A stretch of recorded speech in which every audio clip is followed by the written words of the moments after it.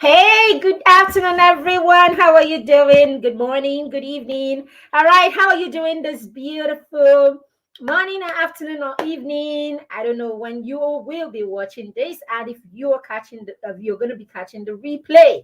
But if you can see me and you can hear me now, good afternoon. How are you doing? So yeah, I came to have this session for two reasons. One, because somebody, a parent, said to me that her child does not like to read. What is that? What is that? Dear parents, do not say my child does not like to read. In fact, you know how you meet some people and you ask them, how are you doing? And you hear, I'm fine, even when they are ill, because you do not want to confess that, you don't want to confess sickness. You don't want to even give sickness that's liberty to think that they can, sorry, you don't even want to give the sickness that's acknowledgement, right? You don't even want it to be heard that you acknowledge that you're not feeling well, right? Now, does it mean that you are absolutely fine? In the English sense, it's not, it doesn't, right? It's faith talk. So please, I want you to apply that same faith talk when you are talking about your child not liking to read. How can your child not like to read and it is something you just want to accept like that and walk away? Please, if you have a child that does not love to read, you have a child that doesn't like to read, dear parents, it has become a project. It becomes a project the day you identify or you find out that your child does not like to read. Please make it a project and get your children to start reading and enjoying reading books for that matter. Because the benefits of reading are way too many for you to allow your child, you know, go away from that table of people who can read. The benefits are too many for you to allow it become your reality. So if there's anything that you can do intentionally when your children are young or really very young, I mean, when your children are a few weeks old, if there's anything that you can do, of course there's a lot you can do, right? You better start doing that to inculcate this habit in your children. It is so important that children can read. It is so important that your children can read. All right. It's so important that they love to read for leisure. It's so important that your child picks a book, can pick a material, whatever material it is, that they read for the sole purpose of getting educated. I'm not saying passing exams. Your children, you must equip your children, you must wire your children, you must program your children to love and enjoy reading, so much so that they pick a book on their own or pick a material, pick any resources at all with the sole aim of getting educated, getting information, getting knowledge. Anything that you take for the sole purpose of getting knowledge and information, and you invest your time into studying, examining, and researching using that material, right, for the sole purpose of getting knowledge, information, and education. Aha, when you do that, we say this person has actually, is actually practicing the skill of reading or learning. This is how lifelong learners are made. Please, parents, don't. So, these parents said it, and because of that, is why I am it's part of why I'm doing this session. Just so that if you're here, if you are following me, or you can hear the sound of my voice. So you know that it's not something to talk about casually. It's not something to talk about as if you are bragging.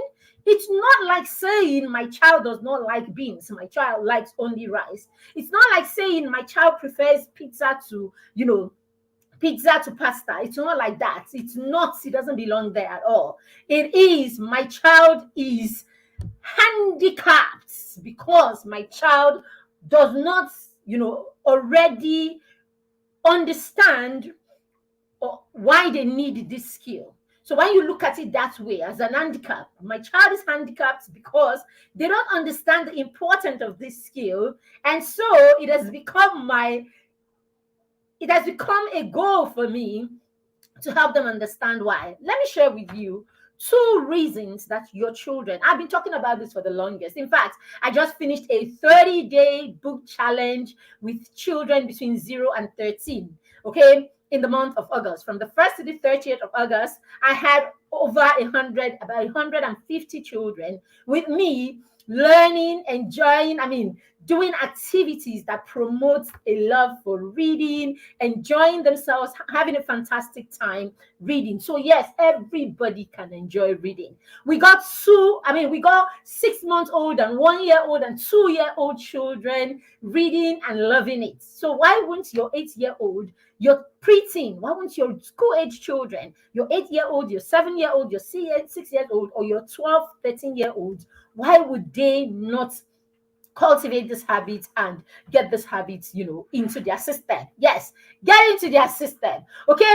One of the reasons why your children should get this habit into their system is it will help them build their repertoire of knowledge, right? It will help them build knowledge in various areas, knowledge in different areas, so that your children are not lopsided in what they know. Some of our children, the only thing that they know, the only place where that when you engage them, you can't win, is when you are talking about football. When you're talking about football, all the hair on their body will stand, because now they are ojoguns in this field, and they will go on and on and on and on and on. Just shift from football and start talking something else that is meaningful. They are lost, or they don't have anything to offer. So you want your children, right? And even these ones, that they're talking about football, do you know that there is even a level of insight that they can get about the sport if they love the sport? Do you know that there's a level of insight that they can actually build, or they can actually get, if they are people who love and enjoy reading for leisure? So if you want your children to have depth, you want your children to have breadth, and you want them to have depth, then you need to get your children to learn these skills and to apply and practice these skills in their life. It will help, it will set them apart. Okay, that is one of the ways to set your child apart in a generation where people are looking for those who really know what they are doing. It is a generation where people are looking for those who know what they are doing to lead them. Nobody wants to take the front stage. Everybody wants to do what works for them. Everybody wants to stay in the backstage. Everybody doesn't want to sit in front. Everyone wants to sit behind. Have you not noticed? That is why you will go to church with your teenagers, they want to be behind. You will go to a gathering with them, they want to be behind. You will go to every important place you go with your teenagers, right? The average teenager of today, they want to be behind. The only time that the average teenager wants to be in front is when they are singing, what do you call it? When they are singing Afrobeats or whatever it is. When they are singing Nigerian music, or they are dancing the latest dance steps, right? That's the only time they want to be seen. Every other thing, they want to be at the backstage. You don't want to be seen. So if you're going to set your child apart and put your child in a position where your child is not ignorable, where your child cannot help being seen. You know how scripture says that a city that is set upon a hill, right? It can't be ignored now. When your child becomes a light that cannot be ignored. Can you light a light and put it under a butcher? You won't. You light it and you put it where it can be seen. So wherever the light is, it is seen. So tell your children, they were born to be seen. They were born to be stars. They were born to be illuminated. And of course, in turn, illuminate the world. So yes, this is what book would do for your child. Books will help your children become lights. It will help your children be so knowledgeable that they cannot be ignored. That is one of the reasons why our children must read books. Number two, books will help you reinforce values, beliefs, and ideology. It will help you it will actually help you reinforce it will help give authenticity, right? It will help give authenticity and it will help give authenticity and clarity, right?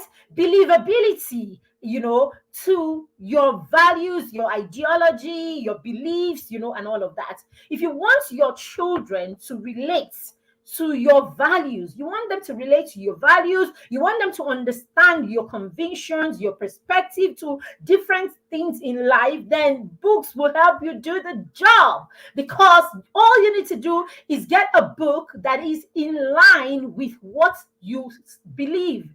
It is in line with your convictions, and you can read this book together or get the child to read that book. Okay, now you can get to do this if you have already not prepped, if you have not prepped the child to be a lover of books. That is why I said one of the most important things is to get your children. Reason why your children should read is that it actually builds their repertoire of knowledge. It makes them knowledgeable. It makes them children who are wisdom prone, isn't it? When they read books, then they're open to all kinds of, they're open to all kinds of conversations, right? They're open to all kinds of conversations. It actually would stretch them, basically stretch their belief systems, stretch their mindset, and stretch them to begin to create perspectives of their own to discuss or to, understand the character or understand the concept in that book. So if you want your children to operate at higher knowledge level, if you want them to operate at a higher level, executive functioning, higher functioning level, then you need to get them to the place where they start reading books as early as possible.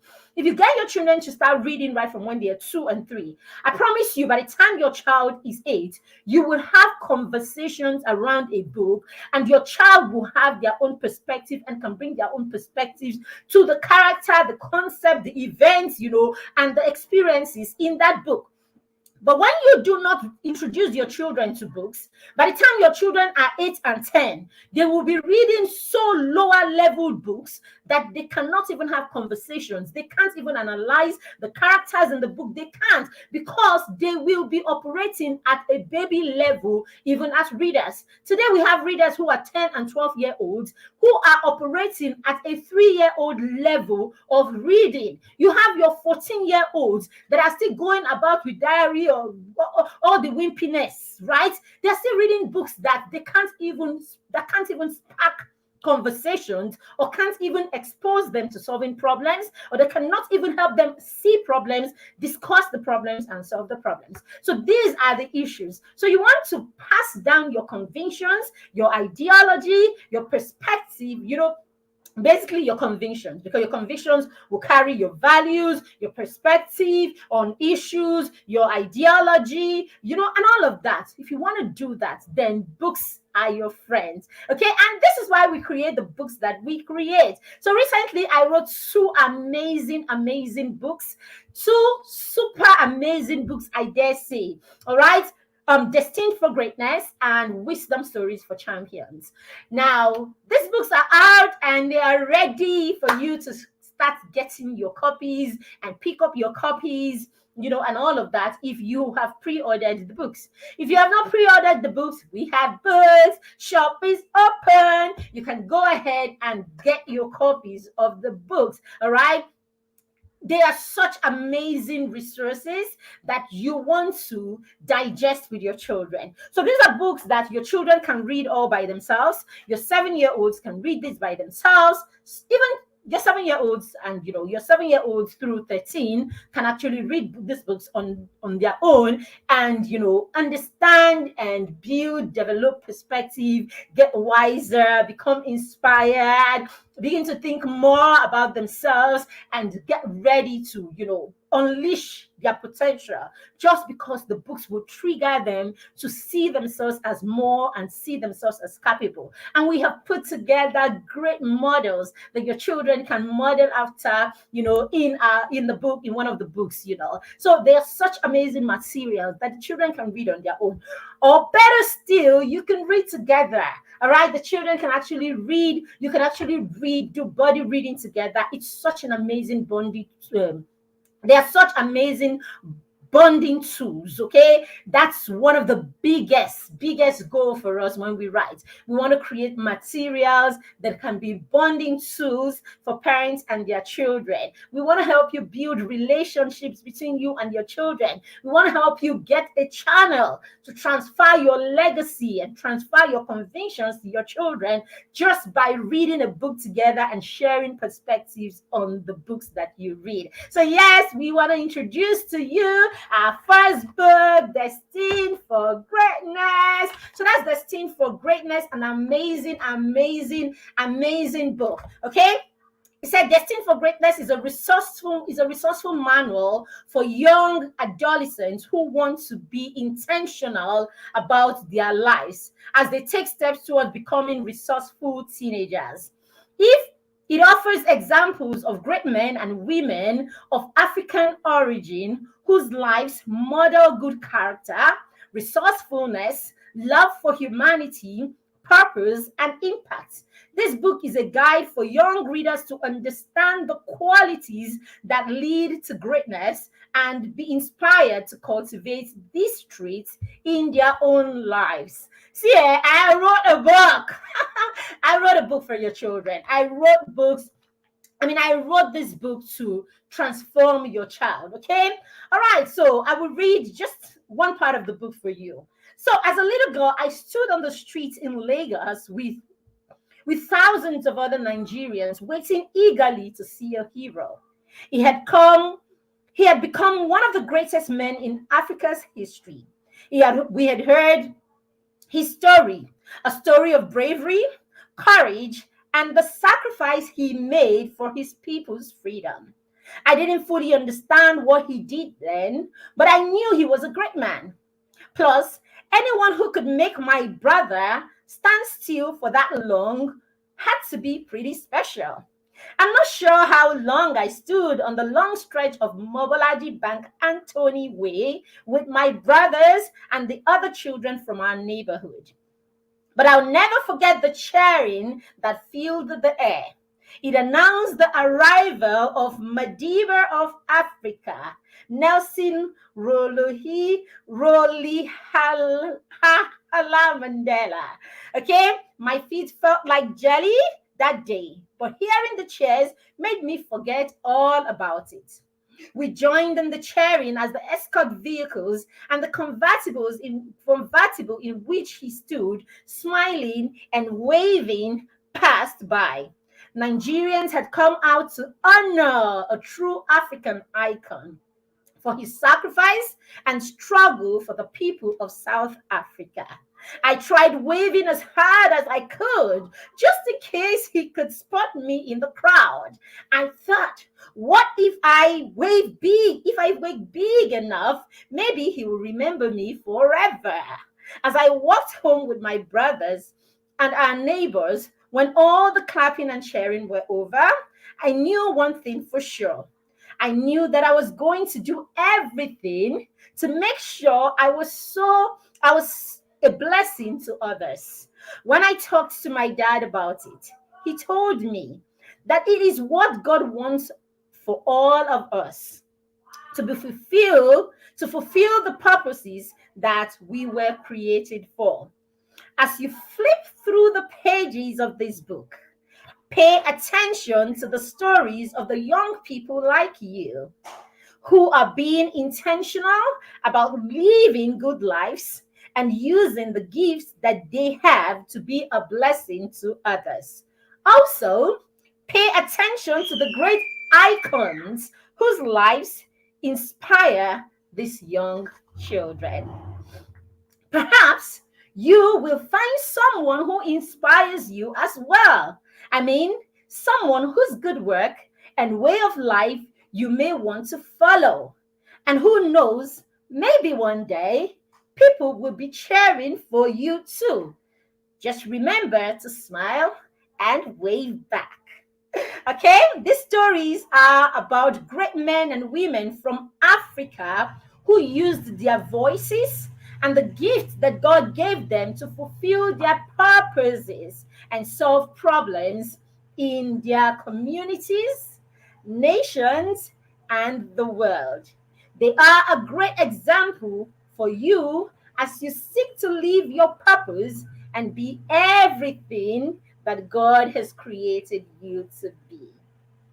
All right, so it is such an amazing book, and this is how we started the book. All right, and that was me inviting you, or inviting, the young children, to understand and to enjoy what this book is about. I'm going to read the first story to you. And the first story is here, lovely illustration. We always have captivating illustrations that on their own tell a full story, illustrations that on their own draw the children to want to make sense, of what it is that they are reading or about to read. Illustrations that help children create imagination in their heads. All right. So Miss Mabel Coco called his teacher, who was busy marking the scripts from the mathematics text they took earlier in the day. His mom had called shortly before the close of school, to say that she would be late to get him from school, and asked if Miss Mabel could allow Coco stay with her in her classroom until she came to get him. Of course, Miss A. Mabel had agreed. She always had a lot of work to do after her students closed for the day, so she tried to make the best use of the time between when they leave school and her closing time. Usually, Miss Mabel would send all the boys and girls to the waiting room where they and other children from the other classes waited for their parents to pick them up, because she didn't like to be disturbed. But Coco was different. He was always respectful and spent most of his time reading books from the class library, and anytime he was allowed to stay behind in school. Secondly, Miss Mabel thought it would be a great opportunity to tell him how pleased she was about something he had done in class that day. Yes, Coco, you may. How may I help you, rather? She asked. It's nothing serious, Miss Mabel. I noticed that you were quite busy, and I wanted to ask if you would like me to help you do anything while I am here, he replied. Oh, that's so thoughtful of you. Thank you. I can see you have already picked up all the pens and pencils, but then put them in their places and arrange the chairs and tables. I want to also thank you for standing up for Joshua today. The way you told the other boys to stop bullying him and told them you would write a letter to me and the head of school if they don't stop bullying him and the others is good. I think being able to stand up for others is a great leadership skill. It's also good it's also good to not be afraid to confront such people or take it up to higher authority. I'll tell you a story of someone who stood up for not only his friend and his political party when he was young, but he stood up for his people and the entire nation.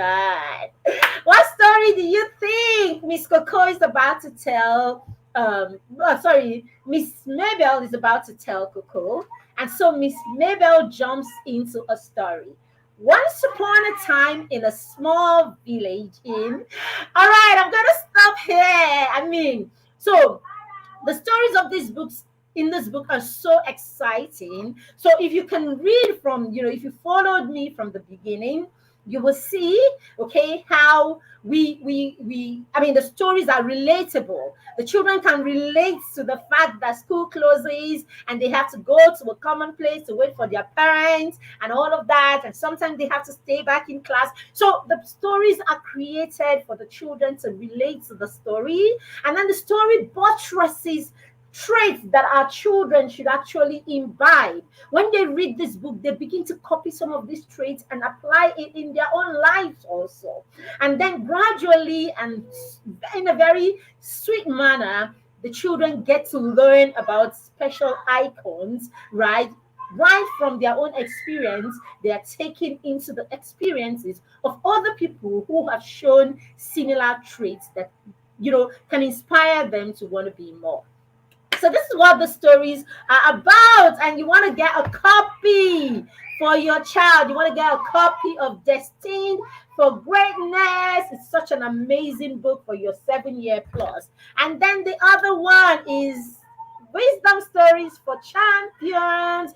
It's such a brilliant book about family. It's such a brilliant book about family. Wisdom Stories for Champions. All right, so let me read just a bit of this. Wisdom Stories for Champions, the wise things Grandma taught me. Okay? Grandma Bonnet always had a story to tell in every situation. Wisdom Stories for Champion is a collection of wise stories told by Grandma to teach moral lessons and build character in young children in an African setting.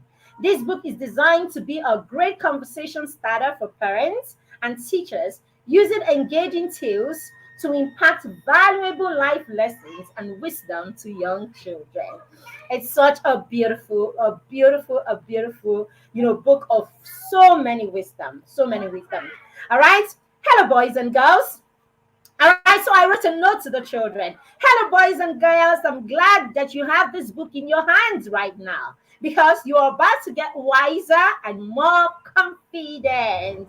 Come along with me and the Okoro grandchildren, Laye, Kamiye, Kalechi, Ama, Azuka, and Ada, as they enjoy a beautiful summer holiday with their grandparents. The Awesome Six, as they were named by their favorite uncle last Christmas holiday, liked to gather to have memorable holidays. And this time, they weren't just coming together to play, explore, and have fun. They were spending their vacation with one person who seems to know the answers to everything and never runs out of interesting stories. Grandma!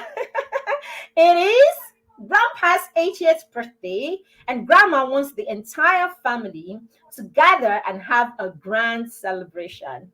Grandma's house isn't just a place to stay, it is a treasure house full of memories, wisdom, love, and sometimes surprises like Grandpa is about to get.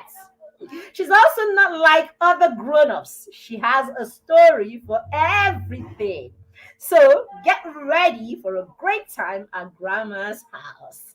All right, so it's all about a great time that the children had at Grandma's house. So there were lessons, there were teachable opportunities, there were teachable moments, there were fun family moments, family traditions, and all of that. This story is such a beautiful piece. My daughter got this book. My daughter started reading this book this morning after her morning devotion and her chore.